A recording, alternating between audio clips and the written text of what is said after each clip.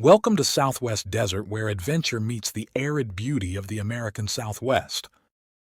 Join us as we explore the rugged landscapes, uncover hidden historical gems, and dive deep into the rich legends and culture of this iconic region. Subscribe now and hit the bell icon so you don't miss out on the latest desert adventures. Please leave a like or comment. This is very helpful. Let's journey together into the heart of the Southwest Desert.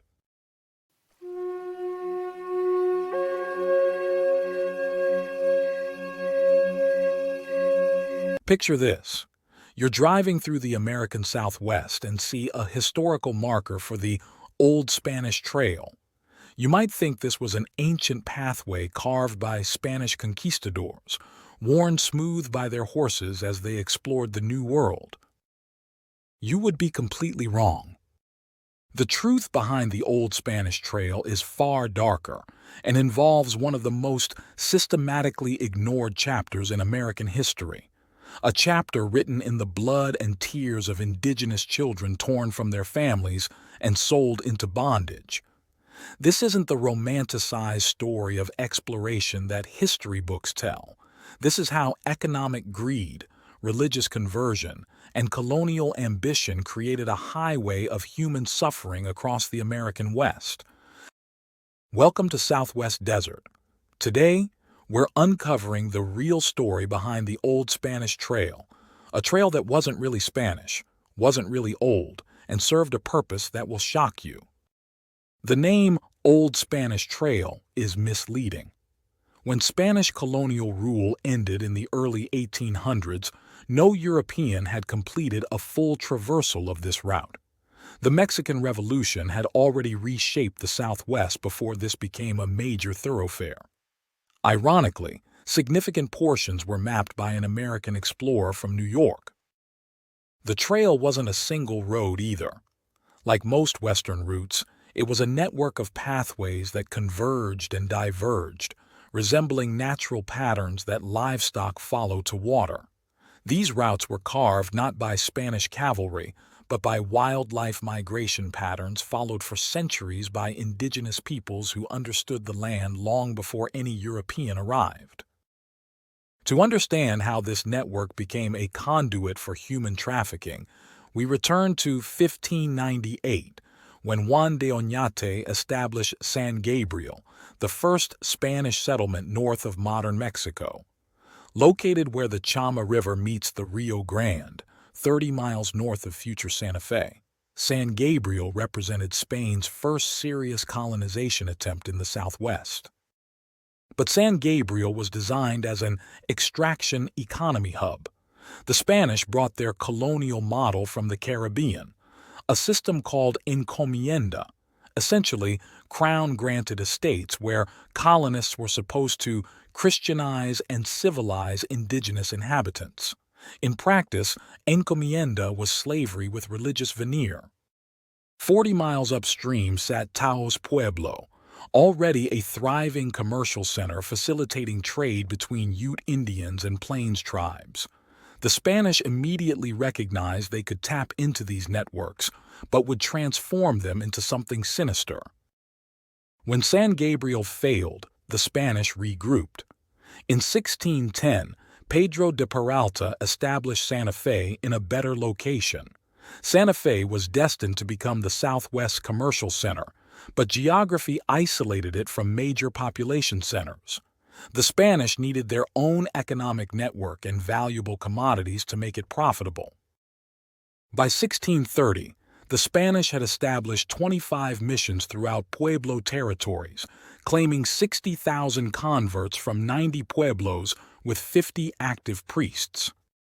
On the surface, these missions promoted Christianity and literacy. Underneath was an economic engine designed to generate colonial wealth. Missionaries introduced horses and firearms as coveted trade items while systematically impoverishing indigenous communities. They demanded excessive crop portions, concentrated populations in controllable mission centers, and created conditions where many had no choice but to participate in activities they would otherwise never consider. The Spanish had learned from earlier colonial experiences. Adult indigenous captives made poor slaves, too likely to resist or die from brutal conditions. But children raised in captivity became docile and compliant. They made superior servants, had better survival rates, and by the late 16th century, trading indigenous children became highly profitable. Market prices tell the story starkly. An 8-year-old girl could bring $400 in Mexico City, an enormous sum. Boys brought $200 or more. Intelligence, appearance, and tractability determined pricing, and these market forces directly influenced which routes traders took and which communities they targeted. This reveals how colonial systems turned indigenous peoples against each other for economic survival. The Ute Indians controlled territory from Colorado's Rockies to Utah's Wasatch Range, bordering Nevada's Great American Desert. This positioned them strategically near the Paiute Indians, who lived in small, scattered communities throughout Nevada and southern Utah. The Paiutes were what pioneers called diggers, considered among North America's most vulnerable indigenous groups. They lived in simple shelters, survived on subsistence diets of small animals and roots, and had minimal tribal organization. Their weapons, basic clubs and simple bows, were no match for organized warfare tactics. The Utes, facing Spanish colonial pressure and seeing economic opportunity, began systematic raids on Paiute communities. These weren't random violence. They were carefully planned economic operations. Every spring, when Paiutes were weakened by winter starvation, Ute raiders attacked small settlements. They eliminated adult males and older boys who might resist, then captured young women and children for transport and sale. The logistics were complex. Raiders transported human cargo across the Wasatch Mountains, found safe river crossings at the Green and Colorado rivers, then journeyed through southwest Colorado to Spanish settlements along the Rio Grande. This network required knowledge, planning, and coordination, and was devastatingly effective. Paiute children who survived found themselves in a completely alien world. Torn from families, communities, and cultures, they were forced into Spanish households facing choices between compliance and punishment, adaptation and resistance. The Spanish preferred these children because they were young enough to be molded. Captured when their languages and cultural identities were still forming, they could be forced to learn Spanish, adopt Catholic practices, and perform domestic or manual labor. The trauma is almost incomprehensible. These children watched parents and siblings murdered, were marched hundreds of miles from everything familiar, then expected to serve the very people who destroyed their families. By the mid-17th century, this had reached full-scale operations with regular routes, established prices, and predictable seasonal patterns. This exploitation system couldn't continue without resistance. The breaking point came in 1680, when Pueblo medicine man Pope organized the Pueblo Revolt. The uprising was swift and coordinated. 400 Spanish colonists died, 25% of New Mexico's Spanish population. The remaining Spanish fled to El Paso, and colonial infrastructure was systematically destroyed. For 12 years, Spanish control was completely broken. Slave trade networks were disrupted, and indigenous communities experienced brief autonomy. But the Spanish returned with vengeance. From 1692 to 1698, they waged 6 years of continuous warfare to re-establish control. When they succeeded, they hadn't abandoned their exploitative economic model. The slave trade officially reopened in 1694. Some groups like Rio Grande Pueblos eventually reconciled with Spanish rule. Others like the Hopis maintained peaceful isolation. Navajos and Comanches remained permanently hostile. The Utes resisted religious reconversion but maintained willingness to trade Paiute captives for horses, mules, and firearms. Economic incentives remained and networks quickly re-established. This history explains why the old Spanish Trail followed its routes. It wasn't chosen for scenic beauty or easy travel. It was selected based on cold economic calculations about human trafficking networks, which communities were most vulnerable, which routes allowed safe captive transport, and which destinations offered highest prices for human beings. The trail connected Spanish settlements with indigenous territories not for pottery or textile trade, but for trading children. It established permanent transportation corridors later used for other purposes, but its original function was moving human cargo from capture points to markets. The next time you see an old Spanish trail marker, remember the real history is far more complex than simple exploration narratives. This trail represents not just movement across the American landscape, but the movement of power, enforcement of colonial control, and human cost of exploitation-based economic systems.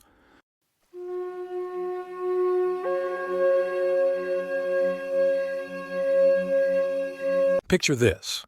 It's the fall of 1822, and 8 feet of snow has buried Cache Valley so deep that even the hardiest mountain men are facing death. Luis Viquez, a Hispanic trapper whose story you've probably never heard, makes a desperate decision that will change American history forever. He leads a small party across a treacherous mountain divide, searching for salvation in the unknown wilderness beyond. But here's the twist. Louis initially thinks he's found the Pacific Ocean. He's actually staring at the Great Salt Lake. This discovery, made by a man whose heritage traces back to Spanish Galicia, represents just one chapter in the most overlooked story of American expansion, the tale of Hispanic mountain men who blazed trails, built fortunes, and forged the cultural bridges that made westward expansion possible. Welcome to a story that's been hiding in plain sight for 2 centuries. While most Americans can name famous mountain men like Jim Bridger or Kit Carson, few have heard of the Viquez family dynasty, Manuel Lisa, or the dozens of Hispanic frontiersmen who were instrumental in opening the American West. For nearly 200 years, trappers had been pushing westward across North America. French trappers moved up the St. Lawrence River, English trappers followed similar routes, and Anglo-American trappers traced paths along the Appalachian Mountains until they reached the Mississippi and Missouri rivers. But then they hit a wall, the Great Plains. These vast grasslands stretched from the Mississippi River to New Mexico, creating an impenetrable barrier for decades. But here's what most history books won't tell you. It wasn't Anglo-American trappers who first crossed the Great Plains. In 1739, more than 60 years before Lewis and Clark's famous expedition, French trappers made the first documented crossing, reaching Santa Fe, New Mexico. Even more significantly, Spanish trappers from St. Louis had blazed crucial pathways across the Great Plains before Lewis and Clark ever began their celebrated journey. When Mexico gained independence from Spain in 1821, everything changed. Almost immediately, vibrant commerce developed between Missouri and New Mexico. This marks the formal establishment of the Santa Fe Trail, that legendary 800-mile route connecting Missouri to New Mexico. But the Santa Fe Trail was the central hub of an incredibly sophisticated network. The old Spanish Trail connected Santa Fe to California, providing access to Pacific Coast markets. The Camino Real linked frontier territories to Mexico City. The Santa Fe Chihuahua Trail operated from 1821 until the 1890s when railroads made wagon trains obsolete. Yet the real drama was happening in wilderness beyond these established routes, where mountain men were pushing into territories that existed only in indigenous memory and occasional Spanish colonial maps. This brings us to one of the most remarkable families in American frontier history, a family whose story encompasses 3 generations of Western exploration, yet remains virtually unknown to most Americans. The Viquez dynasty began with Benito Viquez, born in Galicia, Spain in 1750. In 1770, he arrived in St. Louis with Governor Pedro Piernas, becoming part of Spanish colonial administration. He established himself as farmer and trader, served as captain of militia, and in 1774 married Julie Papin, a French-Canadian woman. Together, they raised 12 children who grew up fully bicultural, speaking multiple languages, and understanding both Spanish colonial and French trading traditions. One of those 12 children was Pierre-Louis Viquez, born in 1795. Growing up in frontier St. Louis during the transition from Spanish to American control, Louis absorbed knowledge and skills that would make him one of the most effective mountain men of his generation. By his early 20s, he had joined the Ashley Henry Company, becoming deeply involved in fur trade along the Missouri River system. But Louis Viquez was about to make a discovery that would place him at the center of one of American exploration's most intriguing controversies. Sometime after 1822, Louis Viquez achieved something that would define his legacy. According to a detailed interview published in the San Francisco Bulletin on October 29, 1858, Viquez claimed to be the discoverer of the Great Salt Lake. The story reads like an adventure novel. In fall 1822, he and trappers planned to winter in Cache Valley, attracted by its streams perfect for trapping. But winter became so severe that snow fell to 8 feet, creating life-threatening conditions. Faced with this crisis, Viquez led a reconnaissance party across a treacherous mountain divide, searching for salvation. What they found defied their understanding of Western geography, an enormous body of water they initially mistook for the Pacific Ocean. This mysterious valley was snow-free and filled with buffalo herds, exactly the winter sanctuary they needed. Viquez guided his entire party over the divide. The group split into winter camps, but Viquez wasn't satisfied with simply finding shelter. The following spring, he built a boat and systematically circumnavigated this mysterious water, determined to discover whether it connected to the Pacific Ocean. Through methodical exploration, he proved they had discovered a massive inland lake with no outlet, the Great Salt Lake. Historian Leroy Hoffman has challenged Viquez's discovery claim, crediting the discovery to other mountain men, or possibly Mormon settlers. Hafen suggests the lake might have been discovered much earlier by illegal traders from New Mexico who traded with Timpanogos Utes. This alternative theory raises intriguing possibilities. These hypothetical earlier discoverers were operating outside official channels, meaning their discovery would have gone unrecorded. Given the secretive nature of illegal trading operations, it's entirely possible the Great Salt Lake was known to Hispanic traders decades before any Anglo-American saw it. Regardless of who deserves credit, Viquez's detailed account reveals something crucial. Western exploration was far more systematic, scientific, and multicultural than popular mythology suggests. Louis Viquez became one of the most respected figures in the mountain man community, eventually forming a partnership with Jim Bridger. Together, they co-founded Fort Bridger in southwestern Wyoming, strategically located where multiple trail systems converged. What makes this partnership remarkable is how deeply it integrated their families across cultural lines. Hiram Viquez, Louis's son, became best friends with Felix Bridger, Jim's son. Years later, Hiram testified that, "We were raised together," providing evidence of family integration that went far beyond business cooperation. The Viquez-Bridger partnership was one of many associations of Hispanic trappers and traders with their Anglo-American counterparts. These cross-cultural partnerships weren't exceptions. They were essential elements of frontier survival and commercial success. The Viquez family represents just one example of a much larger phenomenon. Take Manuel Lisa, another Hispanic frontiersman who founded the Missouri Fur Company, creating one of the most important commercial enterprises in early Western fur trade. Or Antoine Francois Baronet Visquez, Louis's brother who served as interpreter for Zebulon Pike's 1806 expedition, using multilingual skills to bridge cultural gaps. These men possessed crucial advantages. They often spoke multiple languages, understood different cultural trading protocols, and possessed geographical knowledge inherited from Spanish colonial networks.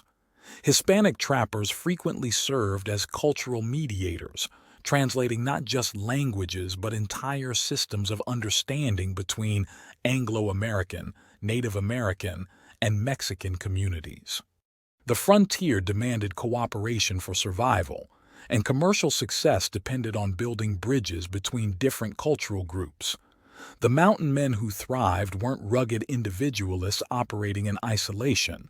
They were skilled diplomats, cultural translators, and network builders who understood that success required collaboration across ethnic boundaries. The legacy of Hispanic mountain men like the Visquez family challenges fundamental assumptions about American westward expansion.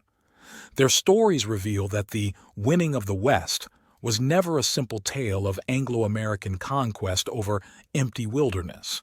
Instead, it was a complex process of cultural exchange, economic cooperation, and knowledge sharing that drew on the skills and experiences of multiple ethnic communities. These men were pioneers in the truest sense, not because they conquered nature, but because they learned to work with it and with each other across cultural boundaries that seemed insurmountable. They built the relationships, established the routes, and created the commercial networks that made later waves of settlement possible.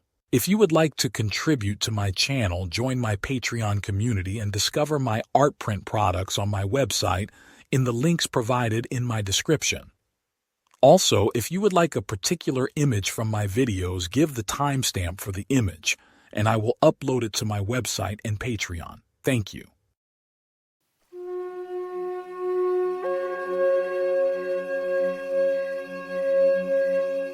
Picture this. 75 armed men thunder across the Mojave Desert, their eyes fixed on a massive dust cloud rising in the distance. Ahead of them, 25 outlaws are driving what might be the largest stolen herd in American frontier history, over 3,000 horses and mules worth a fortune. But this isn't just any chase. This is about to become one of the most audacious cons in the Wild West, where the hunters become the hunted, and an entire posse gets stranded on foot in one of America's deadliest deserts. Welcome to the untold story of the old Spanish trail robbers, mountain men turned outlaws who turned a historic trade route into their personal highway of crime. In 1832, the old Spanish Trail stretched 1,200 miles across brutal southwestern terrain, connecting Santa Fe's markets with Mexican California. But this wasn't just a trade route. It was about to become the stage for some of the most brazen thefts in frontier history. The trouble started when New Mexico's governor issued new regulations requiring expensive licenses for trail traders, effectively monopolizing commerce for local residents. But he'd picked the wrong crowd to mess with. The mountain men, legendary fur trappers and scouts who'd spent decades living by their own rules, weren't about to start following someone else's. These weren't ordinary men. They were survivors who'd battled grizzly bears, navigated by stars, and lived through winters that would kill civilized folks. They'd already shown little respect for national boundaries, territorial laws, or property rights. To them, the governor's licensing requirements were just another obstacle to overcome by ignoring it entirely and taking what they wanted. The first shot fired in this war came from Thomas "Peg Leg" Smith. In 1829, Smith and his trapping party arrived in Los Angeles with valuable beaver pelts, expecting to trade. Instead, local authorities ordered them to leave California immediately. Smith wasn't most men. His nickname came from a wooden leg he'd carved after amputating his own shattered limb with a butcher knife, without anesthesia. A man who could do that wasn't going to be intimidated by Mexican officials. Smith's response was swift and devastating. As his party prepared to leave, they systematically stole 300 to 400 horses. The Californians tried to stop them, but Smith and his men had already melted into the desert, driving their stolen herd toward markets where no one asked uncomfortable questions about ownership. It was just a taste of what was coming. By 1840, the beaver trade was dying. Silk hats had become fashionable back east, destroying the market for beaver pelts overnight. Faced with collapsed livelihoods, many mountain men found themselves at a crossroads. Some adapted to new trades, others chose a darker path. The final beaver trapper rendezvous in 1840 became something more sinister, a planning session for the most audacious livestock theft in American history. Leading this criminal enterprise were notorious frontier figures, Peg Leg Smith, now a seasoned horse thief, and Wakara, a Ute chief whose name struck fear across the territories. Some accounts credit Old Bill Williams as the mastermind, a man known for cunning and thinking 3 moves ahead of his enemies. The target was San Luis Obispo, California, home to some of North America's finest horses and mules. These weren't just any animals. They were premium saddle horses worth their weight in gold. 25 men rode into California that year. When they rode out, they were driving a herd that defied belief, somewhere between 1,200 and 3,000 stolen horses and mules. Either way, it was a fortune on 4 legs, thundering across the desert toward the old Spanish Trail. When California authorities learned of the massive theft, they mobilized 75 men with 225 horses, enough remounts to maintain pursuit speed across hundreds of desert miles. This wasn't just a posse. It was a small army determined to recover the stolen herd. The chase that followed reads like an action movie. The Californians pushed their horses to the limit, racing across the desert following the dust trail of the massive stolen herd. Beyond Barstow, they could see the telltale dust cloud marking their quarry. But the mountain men weren't just running, they were thinking. As the exhausted animals reached a crucial waterhole, the raiders made a decision revealing their tactical genius. While half the men continued driving the herd forward, the other half concealed themselves in reeds around the water source, a move bearing all the hallmarks of Old Bill Williams' cunning. The pursuing Californians, their horses nearly spent, arrived at the waterhole and did exactly what any sensible person would do. They stopped to water their horses and rest. It was a fatal mistake. As the posse relaxed, thinking they were closing in, the hidden raiders struck. In minutes, they'd stolen the entire caballada, the posse's horse herd. 75 armed men suddenly found themselves stranded on foot in one of North America's most unforgiving deserts. It was brilliant, audacious, and absolutely ruthless. The aftermath revealed both the operation's scale and brutal cost. The mountain men successfully pulled off their heist, but the desert claimed its price. Nearly half the stolen animals died from thirst and exhaustion during the grueling crossing. In 1848, Lieutenant Brewerton observed that the trail was still littered with bleached skeletons, a grim monument to the raid's toll. But for surviving animals reaching western Colorado markets, the payoff was enormous. The raiders had established a reliable network for disposing of stolen livestock, selling to Missouri Valley traders who asked no questions. The stolen horses and mules fetched premium prices, making the raid survivors wealthy by frontier standards. The success attracted other legendary figures. Jim Beckwourth, the renowned scout and Indian fighter, became an active participant. Perhaps most notably, Joe Walker, who would guide John C. Fremont's 1845 California expedition, returned to Pueblo, Colorado, with 400 to 500 stolen horses. Walker had the audacity to justify the theft as contraband of war and sold the stolen animals to General Stephen Kearny's Army of the West at Bent's Fort in 1846. The irony was staggering. stolen horses funding the very military expedition that would conquer New Mexico and California for the United States. Historians describe many thousands of horses and mules stolen over the years, involving virtually every famous mountain man of the era. But livestock theft wasn't the only illegal commerce flowing along the old Spanish Trail.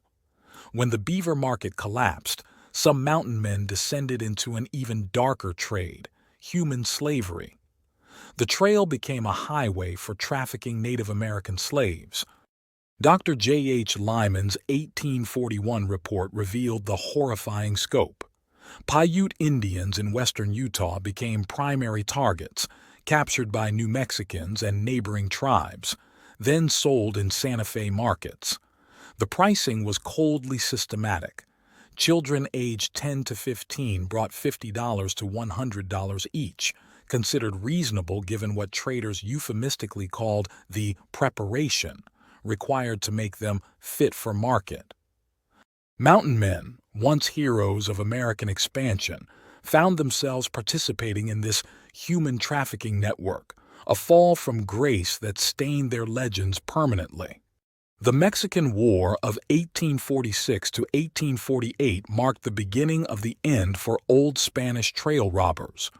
American participation in livestock theft largely ended with the war's outbreak, though Ute Chief Wakara continued his depredations until his death in 1855.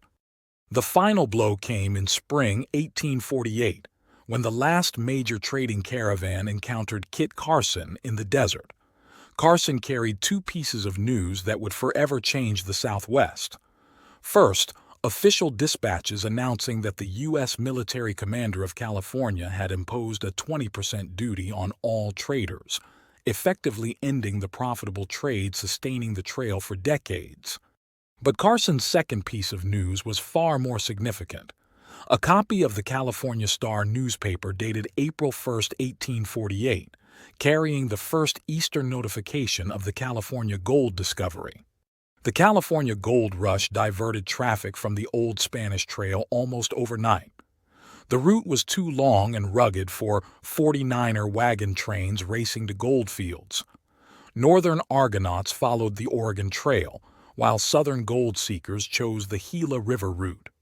Mormon settlers who arrived in Great Salt Lake Valley in 1847 gradually adapted and improved the trail from Little Salt Lake to Los Angeles, eventually extending it north to Salt Lake City. Under their stewardship, the route became a legitimate wagon road serving as the primary thoroughfare in the far Southwest for nearly 25 years. Today, U.S. Highway 91 and the Union Pacific Railroad follow much of the historical route, while the Los Angeles-Salt Lake Flyway carries air traffic above the same path once traveled by Spanish traders, mountain men, and desperate thieves. The old Spanish Trail itself has passed into oblivion, but the stories of the men who turned it into their personal highway of crime remain compelling, tales of audacity, cunning, and the thin line between heroism and outlawry on the American frontier.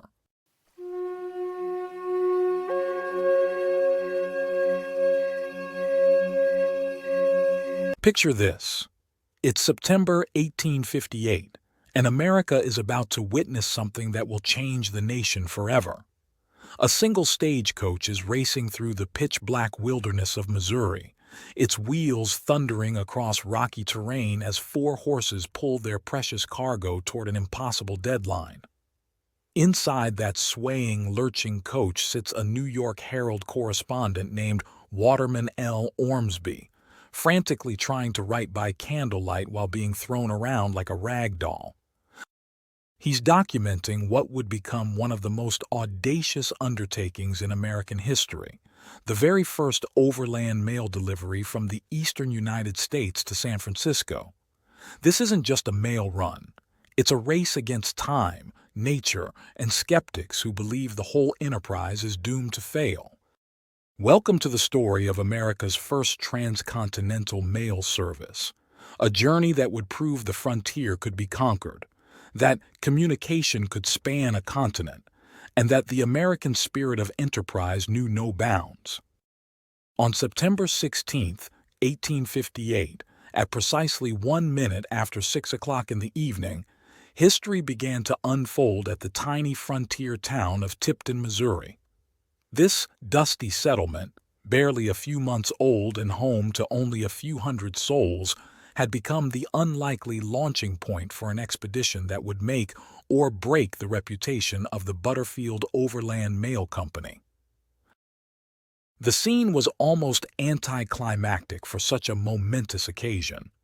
The townspeople of Tipton gathered around the magnificent new stagecoach, a vehicle that looked more suited for ferrying wealthy passengers between New York hotels than traversing the American wilderness.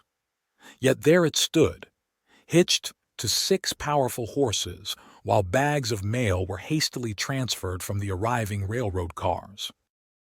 John Butterfield Sr., president of the mail company, supervised every detail with nervous energy. His son, John Jr., sat confidently on the driver's box, whip in hand, eager to prove that this audacious scheme could actually work. The passengers were few but significant. Judge Wheeler and his family bound for Fort Smith, a Washington official named T.R. Corbin, and most importantly for posterity, Waterman L. Ormsby, the only passenger committed to the full journey to San Francisco. What made this moment so extraordinary wasn't just the distance they planned to cover, but the sheer impossibility of what they were attempting. The route would take them across nearly 2,800 miles of some of the most dangerous and unforgiving terrain on the continent. They would traverse the Missouri wilderness, cross raging rivers in the dead of night, navigate through hostile Indian territory, and race against a schedule that many believed was pure fantasy. What followed was a masterclass in frontier logistics and human endurance. The stagecoach immediately plunged into the Missouri wilderness, where the real test began. The roads were unlike anything Ormsby had experienced. Rough, rocky paths that made riding nearly impossible and turned every mile into a bone-jarring ordeal. But the magic of the frontier quickly revealed itself. Along the way, they encountered the remarkable sight of traveling hotels, covered wagons containing entire families migrating westward. These pioneer families would make camp each night near wood, water, and grass, their campfires dotting the landscape like stars, creating scenes of domestic happiness that struck Ormsby as somehow more authentic than the comfortable but artificial life of eastern cities. The first major test came at Shackelford Station, just 7 miles out. Unlike the indifferent farewell at Tipton, here they found a warm, welcome illuminated windows, fresh horses already harnessed, and supper waiting.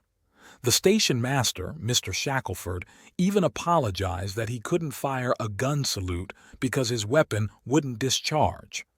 It was a touching gesture that hinted at the growing excitement this venture was generating in frontier communities. As night fell, the journey became genuinely dangerous. The road to the next station was nearly all uphill, 13 miles through increasingly difficult terrain. Then they encountered their first major problem, a sick driver who didn't know the route well. In the pitch-black darkness, with only dim moonlight and nearly useless coach lamps to guide them, they had to feel their way along treacherous mountain paths. The situation became surreal when they reached the Osage River near Warsaw. At 3 a.m, ahead of schedule despite their difficulties, they faced a river crossing that had to be done in complete darkness. A man on horseback with a lantern preceded them through the ford, and Ormsby held his breath as water rose to the wheel hubs. One wrong move would have meant disaster, wet mail bags, a stuck coach, and the end of their impossible schedule. But they made it through, water barely reaching halfway up the wheels. Then came perhaps the most remarkable feat of the entire journey, navigating 11 miles through dense forest in absolute darkness. Ormsby was astounded that the driver could find his way through what seemed like an impenetrable wilderness. They went right along about east, as young John cheerfully explained, while his father worried they would overturn at any moment. Something extraordinary was happening to Waterman Ormsby during this ordeal. He had begun the journey as a professional observer, dutifully documenting an interesting news story. But as the hours passed and the challenges mounted, he found himself becoming emotionally invested in the success of the enterprise. The turning point came as he listened to the music of the forest, the natural sounds of the wilderness combined with the rhythmic motion of the coach, moonlight struggling through the trees, and the constant enthusiasm of young John Butterfield. What had started as a routine assignment was becoming an epic adventure that captured his imagination completely. His fevered mind began conjuring up dangers from every shadow. Stories of roving Indians and frontier violence transformed every decayed tree and stunted bush into a potential threat. Yet, rather than terrifying him, these fantasies seemed to heighten his appreciation for the magnitude of what they were attempting. By the time they reached Springfield, Missouri, Ormsby had undergone a complete transformation. He found himself willing to go without dinner for the privilege of helping the mail reach its destination just 15 minutes sooner. He began jumping out at stations to help water the horses, keeping a watchful eye on the mail bags, and walking up steep hills to lighten the load. The terrible pain in his back from constant riding without sleep became secondary to his obsession with the success of the mail delivery. Springfield proved to be a revelation. This flourishing town of about 2,000 inhabitants had been the seat of the General Land Office for 25 years and represented the first major population center that truly appreciated what they were witnessing. As the stagecoach rolled into town, crowds gathered to see the first overland mail, congratulating both Butterfields on their achievement. The reception was everything Tipton's had not been. People marveled at the speed they had maintained, the fastest time ever recorded between Tipton and Springfield. Soon their arrival was honored with a ceremonial gun salute, the kind of recognition that acknowledged they were witnessing history in the making. At Springfield, they made a crucial transition from the elegant stagecoach to one of the heavy-duty wagons that would carry them the rest of the way to San Francisco. These vehicles were built like freight wagons but designed for passengers, with canvas tops and leather-strap suspension instead of springs. Most ingeniously, the 3 seats could be reclined to form a single bed capable of accommodating multiple passengers, a feature Ormsby would come to appreciate deeply. From Springfield, the journey became increasingly challenging. They faced extremely dusty, hilly, and stony roads that tested both equipment and human endurance. Yet their performance remained remarkable: 14 miles in 2 hours, 20 miles in 3 hours, 15 miles in 2 hours and 45 minutes, 17 miles in 3 hours, 18 miles in 3 hours and 20 minutes. Each segment brought new obstacles but also new proof that the impossible schedule could be maintained. When they reached Callahan Station near the Arkansas border at breakfast time on Saturday morning, they were still ahead of schedule despite the challenging terrain. Here, they encountered another key figure in the operation, Mr. Crocker, superintendent of the line between St. Louis and Memphis. The efficiency was astounding. Wagon greased, horses changed, and breakfast served in what seemed like minutes. This level of coordination across hundreds of miles of frontier territory was unprecedented in American transportation. The route through the Ozark Range represented some of the most difficult terrain they would face. These steep and rugged hills tested every aspect of their operation: the strength of the horses, the durability of the equipment, and the skill of the drivers. Yet they maintained their pace, covering the distance from Callahan's to Fayetteville in just 3 hours. Fayetteville itself was a revelation. a flourishing town of about 1,800 inhabitants nestled among the hills in what locals proudly called the Star County of Arkansas. With two churches, a courthouse, fine stores, and dwellings, it represented the growing prosperity of frontier communities. Most significantly, John Butterfield had purchased property there to build a hotel, showing his confidence in the route's future and his commitment to supporting the communities along the way. When they departed Fayetteville at 10 minutes to 12 on Saturday, they achieved something that seemed impossible just days before. The official schedule had required them to start at 10:15 on Sunday. They were now 22 hours and 17 minutes ahead of the Post Office Department's requirements. By the time Ormsby was writing his dispatch near Red River in Indian Territory, they had covered 670 miles, about one-fourth of their total journey, and were 35 hours ahead of schedule. The correspondent, who had started as a skeptical observer, had become a true believer, admitting he had begun to view the mailbags and horses with the same fascination he would have felt for the famous Atlantic Cable Expedition. What makes this story truly remarkable isn't just the logistical achievement, but what it represented for American development. This wasn't merely a mail delivery. It was proof that the American frontier could be conquered, that efficient communication could span the continent, and that private enterprise could accomplish what seemed impossible. Thank you for joining your desert frontiersman Alan for another Southwest story.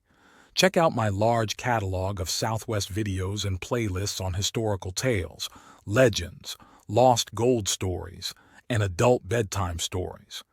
If you like a certain image from my videos, tell me in comments and give timestamp. Happy trails.